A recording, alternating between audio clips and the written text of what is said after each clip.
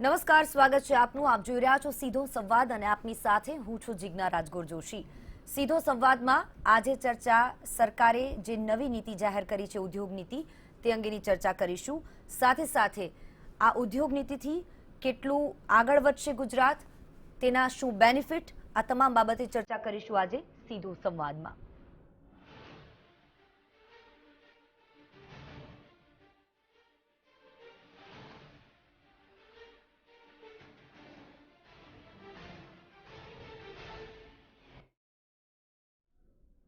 શું અર્થતંત્રને ઓક્સિજન મળશે? આ મોટો પ્રશ્ન અત્યારે ઉઠી રહ્યો છે. રૂપાણી સરકારના કાર્યકાળને 5 વર્ષ પૂર્ણ થઈ ગયા છે અને 5 વર્ષ બાદ આજે નવી ઉદ્યોગ નીતિ જાહેર કરવામાં આવી છે. આ જે ઉદ્યોગ નીતિ જાહેર કરવામાં આવી છે, ચીનમાંથી નીકળતી કંપનીઓને ગુજરાત માટે લાલ જાજમ પાથરવામાં આવી છે.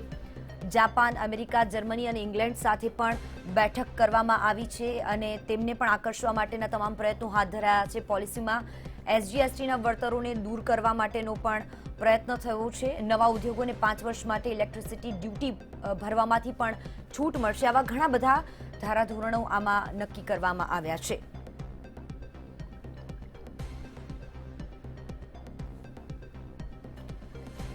ફિશિંગની પણ અલગ અલગ ચેનલ ઊભી કરવામાં આવશે, જેનાથી એ ઉદ્યોગને પણ પ્રોત્સાહન મળે.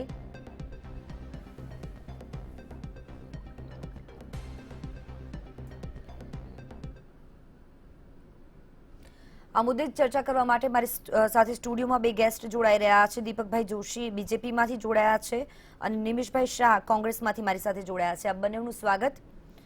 સૌથી પહેલા નિમિષભાઈ, આજના આ ઉદ્યોગ નીતિ પર આપની પહેલી પ્રતિક્રિયા શું?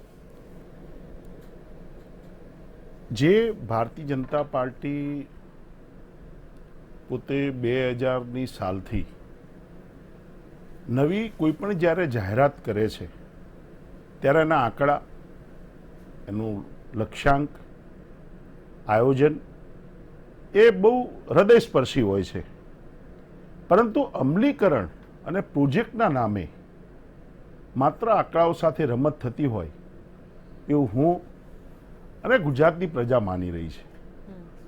બહુ સ્પષ્ટ આપણે બીજી બધી વાતોમાં ન પડીએ તો પણ જે ગુજરાત નંબર 1 આર્થિક રીતે રાજ્ય હતું, જે ગુજરાત એક શાંત સમૃદ્ધ રાજ્ય ગણાતું હતું, આજે તે ગુજરાતમાં દરરોજ 80 હત્યાઓ અને 90 બળાત્કારો થાય છે.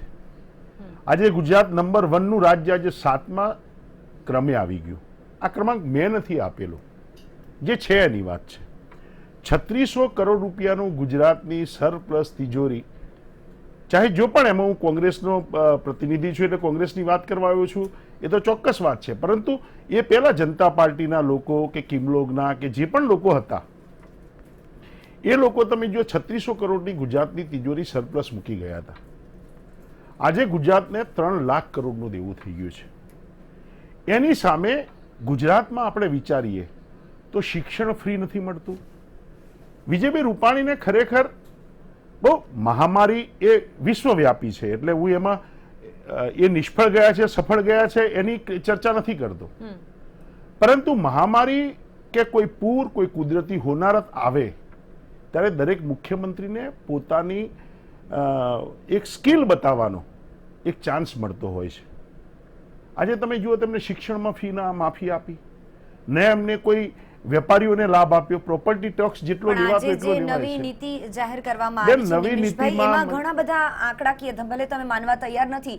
દીપકભાઈ શું કહેવું છે આપનું? કારણ કે આંકડાઓ સાથે નિમિષભાઈ તો કોંગ્રેસમાંથી છે એટલે સીધો આક્ષેપ કરવાના છે, પણ અહીંયા પ્રશ્ન દીપકભાઈ એ થઈ રહ્યો છે કે શું આ માત્ર આ વખતે, જેમ કોંગ્રેસ દર વખતે કહે છે કે માત્ર લોલીપોપ સાબિત ન થઈ જાય એ માટેનું ધ્યાન રખાયું હશે આ નીતિમાં, એવું લાગે છે? બેન, ડિબેટ આપણી આજે ઇન્ડસ્ટ્રીયલ જે પોલિસી જે નક્કી થઈ છે એના ઉપર છે આખી, અને નિમેશભાઈ આખી ડિબેટ જુદા રસ્તા પર લઈ જઈ રહ્યા છે. સવાલ જે ડિબેટનો જે વિષયનો હોય પ્રેક્ષકો પણ એ જ જોતા હોય છે અને બધા જાણતા હોય છે, કારણ કે પારદર્શિકતા કેવી છે આ સરકારની.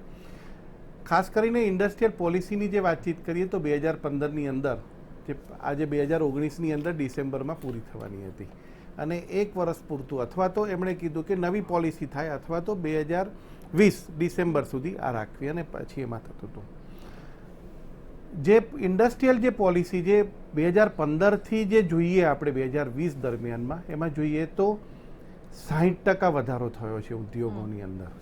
અને કહીએ તો તમે પણ હમણાં જોયું કે 35 લાખ અત્યારે MSME જે છે ઇન્ડસ્ટ્રીઝ છે જ અત્યારે present. Means it's a huge આપણે જે કહી શકીએ ફિગર. એટલે નાના નાના ઉદ્યોગોને, કારણ કે જે મોટા મોટા ઉદ્યોગો હતા પરંતુ નાના નાના ઉદ્યોગોને પણ એટલું સાહસ મળે અને એટલો વેગ મળે તો હંમેશા પ્રગતિ એક સારા ફલક ઉપર આવતી હોય છે. અને જોવા જઈએ તો આપણે જોઈએ તો કેટલાય વર્ષથી આપણે જોઈએ તો એક ગુજરાતને એક ઇન્ડસ્ટ્રીયલ હબ તરીકે લોકો જુએ છે. બહારથી પણ આવે છે, આપણા પણ બહાર જાય છે, પણ બહારથી વધારે આવનારા છે તમે જોજો. એટલે જે તમે વાતચીત કરી, જ્યારે અત્યારે જે કોવિડની જે આ મહામારીની જે છે પરિસ્થિતિ, એવા સમયે આ એકદમ સરસ મજાની પોલિસી એ કહી શકીએ કે ઔદ્યોગિક વિકાસના વેગથી આત્મનિર્ભર તરફ આપણે જઈ રહ્યા છીએ એવું કહી શકીએ. કારણ કે 17 મુદ્દાઓને આધારિત આખી આ એક ઇન્ડસ્ટ્રીયલ પોલિસી કરી. 2015થી 2020 સુધીનું આપણે જોઈએ, 19 સુધીનું જોઈએ બેન, તો પ્રગતિ થઈ હતી, પણ હવે એને વધારે વેગ મળે એ રીતની આખી ઊભી. દીપકભાઈ, પ્રગતિ એ માત્ર કાગળ પર થઈ હતી કે હકીકતમાં એ પ્રગતિ થઈ હતી, એ પણ એક ચર્ચાનો વિષય છે. આપણી સાથે શૈલેષભાઈ પટવારી જોડાયા છે, ઉદ્યોગપતિ. શૈલેષભાઈ, સ્વાગત છે આપનું. આપ મોડે મોડે મારી સાથે જોડાયા છો, પણ જે તમારા આવવા પહેલા ચર્ચા થઈ તેમાં બીજેપી કોંગ્રેસ બંનેના નેતાઓ આપણી સાથે જોડાયેલા છે અને તેઓ કહી રહ્યા છે કે બંને પોતપોતાનો પક્ષ રજૂ કરી રહ્યા છે. એક ઉદ્યોગપતિ તરીકે આપ આજે જે નવી પોલિસી જાહેર કરવામાં આવી છે તેને કઈ નજરે જોઈ રહ્યા છો?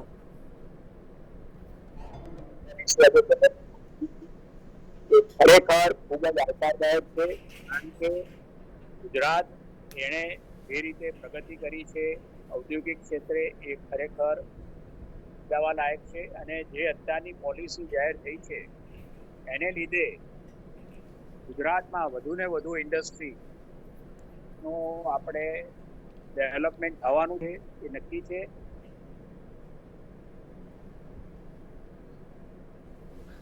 લાગે છે ટેકનિકલ કારણોસર આપણી સાથે જોડાઈ નથી રહ્યા, પણ આપણે વધુ એક વખત એમની સાથે જોડાવાનો પ્રયત્ન કરીશું. નિમિષભાઈ, જે તમે પહેલા વાત કરી, આપણે બીજેપી કોંગ્રેસની વાત નહીં કરીએ, પણ અહીંયા પ્રશ્ન એ થઈ રહ્યો છે કે ખરેખર આ જે પોલિસીઝ છે એ માત્ર કાગળ પર રહેતી હોય છે કે ખરેખર એમાં કંઈક નક્કર કામ થતું હોય છે? બેન, એક વસ્તુ મને કહો કે વકીલ સાહેબ શ્રી દીપકભાઈએ ભારતીય જનતા પાર્ટીના એક પ્રવક્તા અને એક નિષ્ઠાવાન સ્વયંસેવક તરીકે એમને સરસ વાતો કરી, તો મને એમ કહો કે સરકારે જે વિધાનસભામાં આંકડા રજૂ કર્યા ને એમાં સરકારે પોતે કબૂલ્યું કે 73,725 કરોડનું ગયા વર્ષે સેલ્ફ ટેક્સ એટલે વેટ જે આવ્યો હતો એની સામે આ વર્ષે 53,000 કરોડ કેમ આવ્યો? કેમ 49% સેલ્ફ ટેક્સ એટલે વેટ ઘટાડો કેમ થયો? જો તમે એમ કહો છો કે ઉદ્યોગો 60% વધી ગયા તો તમારે આ 60%માં વધારો થવો જોઈએ. કેમ ઘટાડો થઈ રહ્યો છે? રોજગારીમાં કેમ ઘટાડો થઈ રહ્યો છે? મારો કહેવાનો મતલબ એ છે કે માત્ર જે ઉદ્યોગોની જ્યારે વાત આવતી હોય દીપકભાઈ, ત્યારે સુખ અને શાંતિ, સુરક્ષા, તબીબી, શિક્ષણ આ બધા જ એની સાથે જોડાયેલા આયામો છે.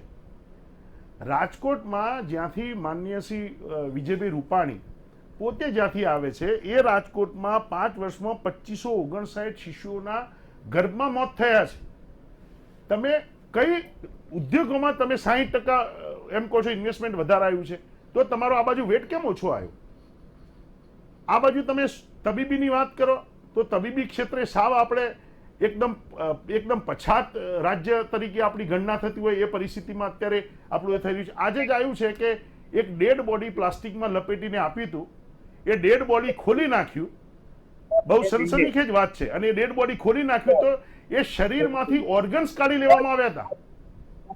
તો શું તમે આ ગુજરાતની આપણે મહાત્મા ગાંધી, આ સરદાર વલ્લભભાઈ પટેલ, આ રવિશંકર મહારાજના ગુજરાતની આપણે કલ્પના કરી હતી?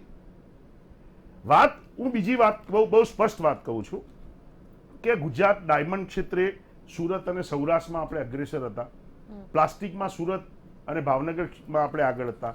ટાઇલ્સમાં આપણે મોરબી, થાનગઢ અને હિંમતનગરમાં આપણે આગળ હતા.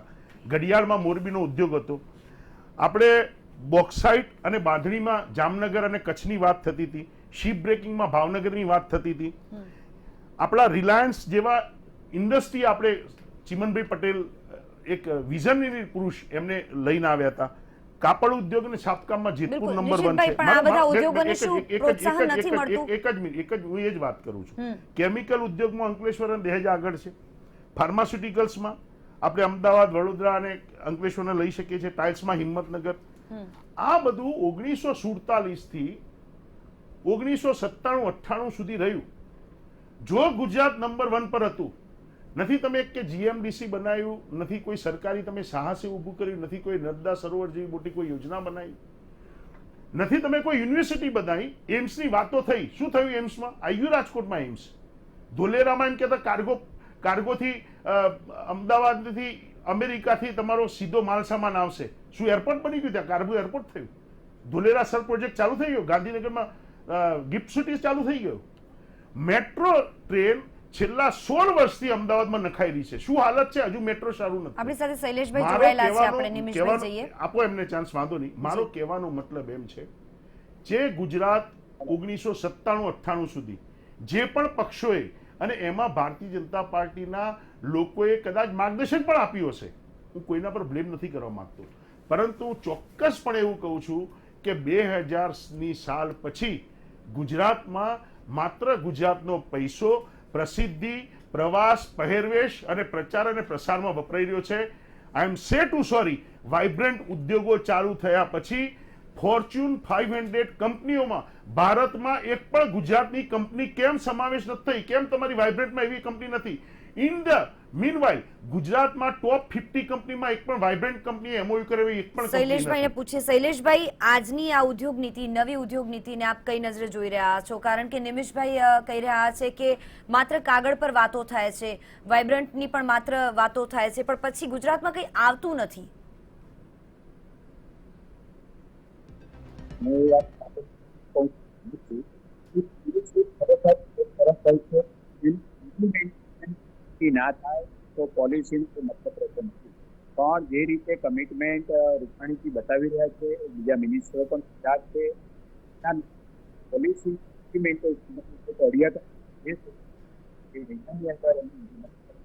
એટલે ઇમ્પ્લિમેન્ટેશન અત્યારે થયું. પણ કાયમી ધોરણે એક મોનિટરિંગ કમિટી હોવી જોઈએ કે જે એમણે જાહેરાતો કરી છે એનું કેટલા અંશે એનો ખરેખર એ પાયા સુધી પહોંચ્યું છે કે ખાલી જાહેરાત રહી છે. બિલકુલ બિલકુલ. આને આ માત્ર માટે એક જાહેરાત monitoring ના committee સાબિત હોવી થઈ જવી જોઈએ અને માત્ર કાગળ પરની વાતો ન હોય. દીપકભાઈ, શું જવાબ આપવો છે? મારે બે વસ્તુ કહેવી છે કે policy with vision and policy with development જે કહી શકીએ. મેં 60% વાળો કીધો છે તો પેપર ઉપર છે હકીકત. 35 લાખ જે ઇન્ડસ્ટ્રી છે અત્યારે MSMEની એ પણ પેપર ઉપર છે.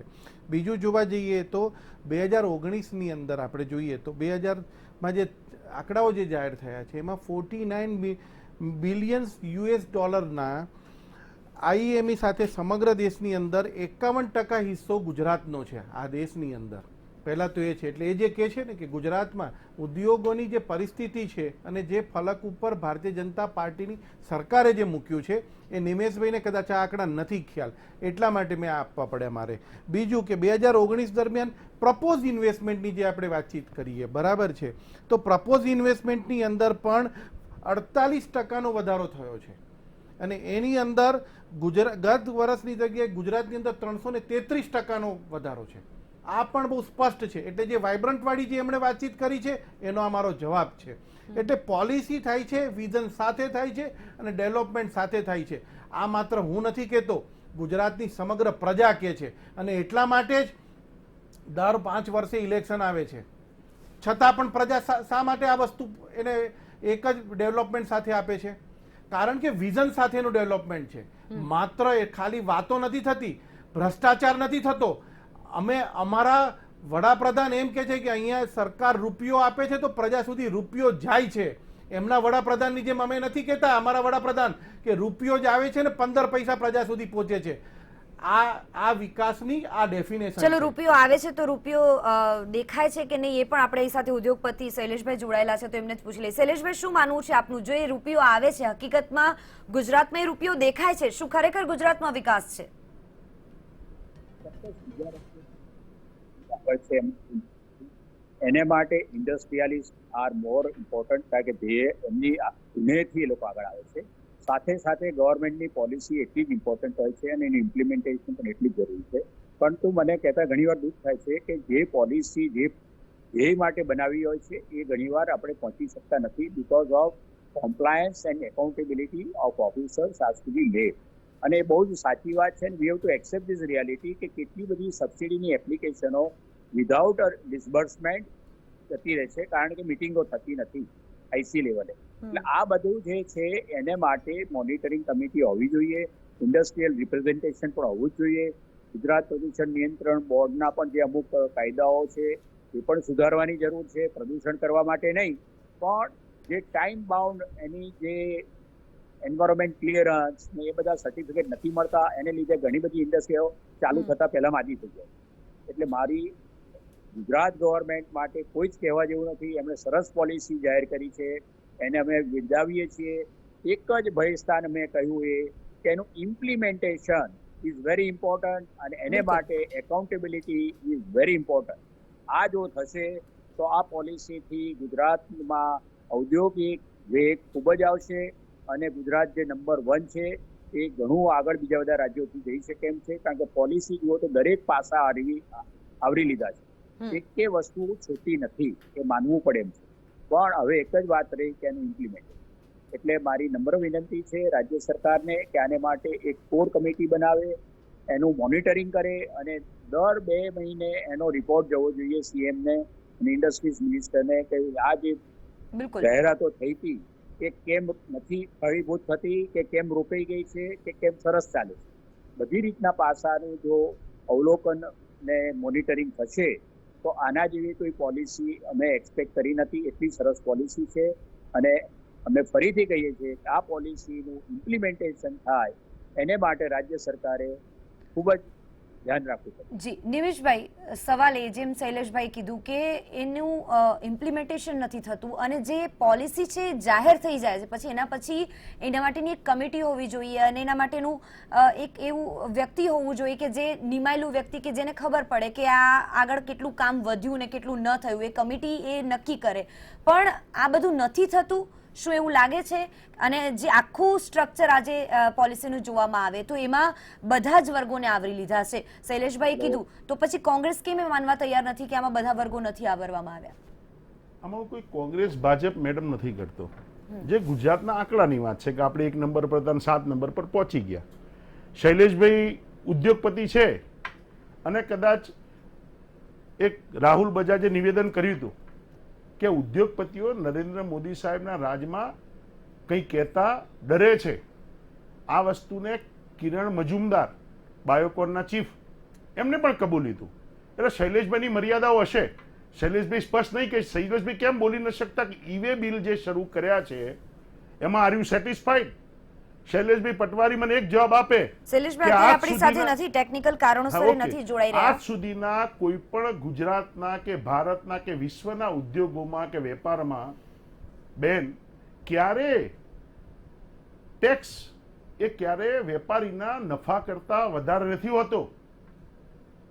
અત્યારે વેપારીના નફા કરતો ટેક્સ વધારે છે અને ટેક્સ વધારે હોવા છતાં ગુજરાત આજે 7મા નંબરે પહોંચી ગયું. ગુજરાતમાં શિક્ષણ ફી ડોનેશન લેવામાં આવે છે. ગુજરાતમાં હાઈએસ્ટ વીજ દર છે. ગુજરાતમાં પેટ્રોલ અને ડીઝલના ભાવ ઊંચા છે. ગુજરાતમાં એસટીના ભાડા વધારે છે. ગુજરાતમાં કઈ વસ્તુ અત્યારે સસ્તી મળે છે? માન્ય શ્રી દીપકભાઈ, હું આપને કોઈ વખોડતો નથી. તમારા જેવા માણસો કદાચ નિષ્ઠાવાન ભાજપમાં આવીને બેસશે તો કદાચ ગુજરાતનું ભલું થશે ખરું, પરંતુ આત્મચિંતન કરો. Forget BJP Congress. હું ગુજરાતી છું, મને ગુજરાતી હોવાનું ગૌરવ છે એવું નરેન્દ્રભાઈ પણ બોલ્યા છે. પણ આજ નરેન્દ્રભાઈ 740 કરોડ રૂપિયા ગુજરાતની ક્રૂડ રોયલ્ટી લેવાની બાકી છે. કેમ આપતા નથી? કેન્દ્રમાં છો તમે અત્યારે ગુજરાતને ધારો એટલું આપી શકો એમ છો. આજે ગુજરાતમાં જે ગેસનો ભાવ છે 55 રૂપિયા ભાવ છે, તો એ સીએનજી કેમ 55 રૂપિયા થઈ ગયો? જે સીએનજી છેલ્લા 7 વર્ષમાં 7 રૂપિયાનો સીએનજી ગુજરાતનું પોતાનું પ્રોડક્શન છે તમે સીએનજી તો 15 રૂપિયા આપી શકો એમ છો, 20 રૂપિયા આપી શકો એમ છો, પણ ના, દીપકભાઈ. તમારે અદાણીને લાભ કરાવવો છે. દીપકભાઈ શું મારો જવાબ કહેવાનો આપશો? મતલબ એમ છે કે ઉદ્યોગપતિઓની આડ પંપાણ અને હવે તમારા મહેલો, તમારી પાસે ચૂંટણીનો 6,800 કરોડ ભંડોળ થઈ ગયું છે, મસ્ત તમારું જાજરમેન લક્ઝરિયસ તમારું કમલમ કાર્યાલય થઈ ગયું છે. હવે ઉદ્યોગપતિઓને ધરવવાનું છોડી અને આમ પ્રજાનો વિચાર કરો. 33,000 કરોડ રૂપિયાની નેનોની લોન આપી 1% વાર્ષિક વ્યાજે, અને આજે નેનોનું પ્રોડક્શન બંધ થઈ ગયું, તો શું દીપકભાઈ. ગુજરાતની પ્રજાએ આ સહન કરવાનું? ગુજરાતના ટેક્સ પેયરે સહન કરવાનું? દીપકભાઈ જવાબ આપો. ઇન્ડસ્ટ્રીયલ પોલિસીની મેં પહેલા પણ વાતચીત કરી, શૈલેષભાઈએ જે વાતચીત કરી બહુ સ્પષ્ટ, કારણ કે આ વેદના એક કોણ આનો સ્પષ્ટ જવાબ આપી શકે? હું, તમે, નિમેશભાઈ, એના કરતાં સારી રીતે શૈલેષભાઈ આપી શકે. શૈલેષભાઈએ જ્યારે જવાબ આપ્યો ત્યારે નિમેશભાઈ એમ કહે છે કે વેપારીઓને દબાવવામાં આવે છે. નિમેશભાઈ આટલું ખુલ્લેઆમ બોલે છે ત્યારે ક્યાંય ને આ વાતચીત આવે છે.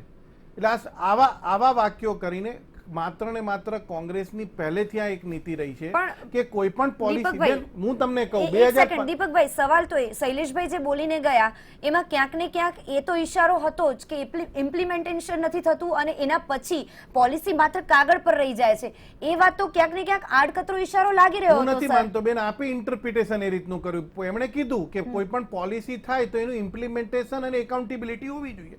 Yes, definitely. એના માટેની કમિટી હોવી જોઈએ એવા શબ્દો પણ વાપર્યા ને એમણે. આ પોલિસીની અંદર ક્યાંય પણ એવું નથી કે જ્યાં એકાઉન્ટેબિલિટી નહીં થાય કે ટ્રાન્સપરન્સી નહીં થાય. ઉલટાની પારદર્શકતા વધશે એના માટેની આ પોલિસી છે.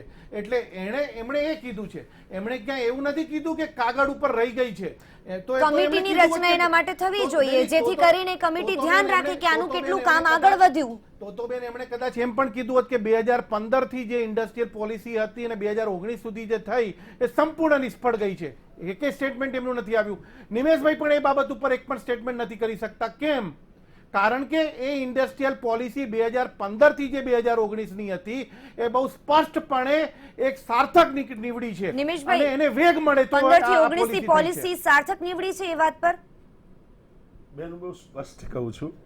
નહીં, મારો ગોળગોળ કોઈ ગોળગોળ જવાબ આપે. મારો તમે કોઈ એ ગોળ જ જવાબ જવાબ નથી. છે. ના ના આપણે સ્પષ્ટ 2015 થી 2019 નું મને એનાલિસિસ આપે. મને 2015 થી 19 નું એનાલિસિસ કહી દઉં કે 2015 થી 19 સુધીમાં જેટલા વાઇબ્રન્ટના કરારો થયા એમાંથી માત્ર સરકાર કહે છે, હું નથી કહેતો, સરકાર એમ કહે છે કે 12% MOU ના ઇન્વેસ્ટમેન્ટ થયા છે. તમારા વાઇબ્રન્ટમાં, આપણા વાઇબ્રન્ટના જેટલા ખર્ચા છે એટલું ઇન્વેસ્ટમેન્ટ નથી આવતું. નરેન્દ્ર મોદી સાહેબ 8,600 કરોડનું પ્લેન વાપરે છે. વિજય રૂપાણી સાહેબ હમણાં 250 કરોડનું પ્લેન વાપર્યું. મારી વાત સાંભળો. ગુજરાતમાં તમે 200 કરોડ રૂપિયાના પ્લેનની શું જરૂર છે? મને એમ સમજાવો. મારો કહેવાનો મતલબ એમ છે, આપણે ગુજરાતના લોકોએ મહાન વિભૂતિઓ, કોંગ્રેસ અને ભાજપના બધા, હું તમને એમ કહું છું કે તમારા ભારતીય જનતા પાર્ટીના મકરંદભાઈ દેસાઈને એનાલિસિસ કરજો, તમે અશોક ભટ્ટને એનાલિસિસ કરજો. અમે તો એનાલિસિસ કરીએ છીએ ત્યારે તમે આગળ આવ્યા છે. તમને એ જ કહું છું. પણ તમે જે વાઇબ્રન્ટ વાળી વાતચીત કરી એમાં મેં જવાબ આપ્યો. 2019 ની કમ્પેરિઝનમાં 333% વધારો થયો છે. તો એ શું બતાવે છે? દીપકભાઈ, તો પછી 53,000 કરોડ રૂપિયા કેમ તમારો વેટ આવ્યો? તમે કેમ મને ગયા વર્ષ કરતા તમારો 23,000 કરોડ તમે મને એ બતાવો ને 2015 થી 2019 નું એનાલિસિસ તમે મને બતાવો. 2015 થી 2019 સુધીમાં દરેક વખતે ગુજરાતનો ઇન્ડસ્ટ્રીયાલિસ્ટ 2% થી 3% તમારે ગ્રોથના બદલે આપણે માઇનસ જઈ રહ્યા છીએ. રોજગારીનો આજ જુઓ તમે, એક તલાટી 1600 તલાટીઓ ભરવાના હતા, એમાં 16 લાખ અરજીઓ આવી. આ બેકારી કેમ છે? તમે એમ કહો છો કે ઉદ્યોગો વધ્યા છે. તલાટી કૌભાંડ જુઓ. બેરોજગારીના દરમાં પણ 3.4%. બેન હું તમને કહું, ગુજરાત આગળ છે બેરોજગારીમાં. હું તમને કહી દઉં કે અનએમ્પ્લોયમેન્ટમાં જે છે, એમ્પ્લોયમેન્ટ આપવાની અંદર ગુજરાત અત્યારે એકદમ આગળના ક્રમે. ચલો હવે તમે આંકડા બેરોજગારીની આંકડા જોઈ લો દીપકભાઈ. છે મારી પાસે. ગુજરાત તમારે જોઈએ એટલે હું આગળ આપી શકું. તમે 56 મેં નહીં બેન, હું તમને કહી દઉં. શિક્ષિત નિમેશભાઈ છેલ્લી 2 મિનિટ છે મારા પાસે. નિમેશભાઈ બહુ ઓછો સમય છે પણ તેમ છતાં ટૂંકમાં જવાબ માંગવા માંગીશ કે ચાઇનાથી આવતી કંપનીઓ માટે લાલ જાજમ પાથરવામાં આવશે, એ માટે તમારું શું કહેવું છે અત્યારે? જો ભારતીય જનતા પાર્ટીના દેખાડવાના અને ચાવવાના દાંત જુદા છે. ચાઇના સાથે વોર કરવું છે. ચાઇના આપણા દેશમાં આવી ગયું છે, કબજો લઈ લીધો છે.